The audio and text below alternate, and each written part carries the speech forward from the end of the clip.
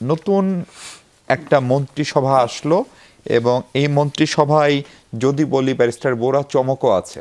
যেমন প্রতিমন্ত্রী হয়েছেন যে 24 জন, তারা কেউ আগে কোনো সরকারে দায়িত্ব পালন করেননি। এমনকি মন্ত্রী যে 25 জন, তাদের ভেতরে অন্তত 18 জন নতুন, 7 জন পুরনো মন্ত্রী। এটির একটা বড় কারণ সম্ভবত বিএনপিতে একটা দীর্ঘ সময় ক্ষমতার বাইরে, প্রায় 20 বছর পর তারা সরকার গঠন করলো আজকে। ফলে এই মন্ত্রিসভাকে আপনি কিভাবে দেখেন নাগরিক হিসেবে, এবং আপনার যে প্রত্যাশার কথা আমরা দুদিন আগেও নতুন সরকারের কাছে বলছিলাম, এই মন্ত্রিসভা দেখে সেই প্রত্যাশা পূরণের জায়গাটা কতখানি সম্ভাবনাময় মনে হচ্ছে? ধন্যবাদ আপনাকে। আর যারা আজকে মন্ত্রিসভায় শপথ নিলেন প্রত্যেককেই আসলে ধন্যবাদ জানাই এবং স্বাগতম জানাই যে তাদের এই নতুন দায়িত্ব তারা পালন করতে পারবেন, এই প্রত্যাশা করি। এখন এই যে আমাদের প্রত্যাশা আর প্রত্যাশা পূরণের মধ্যে যে আসলে টানাপোড়েন, সেটা আমরা কিন্তু 24-এর জুলাই অভ্যুত্থানের পর থেকেই কিন্তু ভুগছি। ফলে একই রকমের প্রেশার এই নতুন মিনিস্ট্রির উপরেও থাকবে, সেটা তো বোঝাই যায়। প্রথমত হচ্ছে জুলাইয়ের যে ম্যান্ডেটটা, জুলাই অভ্যুত্থানের পরিপ্রেক্ষিতে যে পরিবর্তন দেশের মানুষ চেয়েছে, সেই পরিবর্তন কিংবা সংস্কার, সেই সংস্কারগুলো আসলে এই গভর্নমেন্টের মাধ্যমে কতটুকু ইমপ্লিমেন্টেশন হচ্ছে সেটা সবসময়ই তাদেরকে পরীক্ষার উপরে থাকতে হবে। এইটার পাশাপাশি হচ্ছে আমাদের অর্থনীতি, আমাদের আইন শৃঙ্খলা পরিস্থিতি, এই সমস্ত বিষয়গুলোকে যেমন দেখতে হবে, তেমনি একটা বিষয়ে আলোচনায় মোটেও আসেনি এর মধ্যে আমার কাছে যেটা মনে হয়েছে, সেটা হলো ইন্টারিম গভর্নমেন্টের সময়ে কিন্তু একটা বড় রকমের খাতকে উপেক্ষা করা হয়েছে। সেটা হচ্ছে ইয়াংদের জন্য, যুবকদের জন্য কর্মসংস্থান সৃষ্টি করা। কর্মসংস্থান সৃষ্টি করার জায়গাটা কিন্তু প্রাধান্য পায়নি। এতগুলো বেকার যুবক বিভিন্ন জায়গাতে ছোট ছোট পজিশনে, আপনি অ্যাপ্লিকেশনের জন্য যদি দেখেন যে কী পরিমাণ শত শত লক্ষ লক্ষ মানুষ অ্যাপ্লিকেশন করছে, ফলে কর্মসংস্থান সৃষ্টি করতে পারার একটা বড় রকমের চ্যালেঞ্জ তাদের থাকবে। আইনশৃঙ্খলা পরিস্থিতি ঠিকঠাক করার একটা চ্যালেঞ্জ থাকবে। এই বিষয়গুলো যদি প্রত্যাশা পূরণ যদি তারা করতে না পারেন, সেটার ইম্প্যাক্টও কিন্তু মানে ওনাদের পরবর্তী ইলেকশনের সময় নিশ্চয়ই ওনাদের ভুগতে হবে।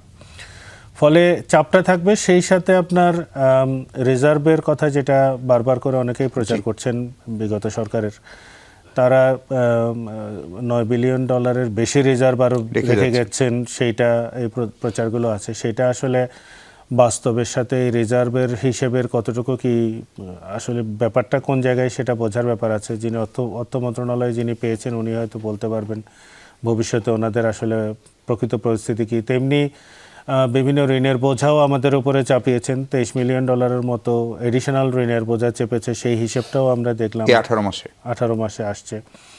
এর বাইরে দুটো স্পেসিফিক চুক্তি, বিশেষ করে জাপানের সাথে একটি চুক্তি 6 ফেব্রুয়ারি এবং ইউএসের সাথে 9 ফেব্রুয়ারি যে চুক্তি, এই দুটো চুক্তির যে ইম্প্যাক্ট, এই দুটো নিয়েও আসলে সিদ্ধান্ত, বড় রকমের সিদ্ধান্ত নিতে হবে হচ্ছে এই সরকারকে, তারা রেটিফাই করবে কি করবে না। ইউএসের সাথে চুক্তিটি হচ্ছে 32 পেজের, আর জাপানের সাথে চুক্তিটি প্রায় 1275 পেজের চুক্তি। এগুলোর ইম্প্যাক্টের ক্ষেত্রে ওনাদের যে জায়গাগুলো, এক্সপার্ট কনসালটেশন ছাড়া আসলে এগুলোকে সিদ্ধান্ত নেওয়াটা খুব মুশকিলও হবে ওনাদের জন্য। সেটা হলো বৈশিষ্ট্যগুলো যদি খেয়াল করেন, জাপানের চুক্তি যেটা করেছে সেটা যদি ক্যান্সেলও করতে হয় একবার চুক্তি শেষ হওয়ার পরে, 1 বছর লাগবে হচ্ছে চুক্তি শেষ হওয়ার যে প্রক্রিয়ার যে সময়। তারপরে ইউএসএরটা 60 ডেজের সময়ের মধ্যেই আছে, এটা কার্যকরী হতেও রেটিফিকেশনের পরে 60 ডেজ, বাতিল করতে গেলে আপনার বাতিল হওয়ার জন্য কিন্তু 60 ডেজের পলিসি আছে। এখানে দুটো জায়গাতেই দেখবেন যে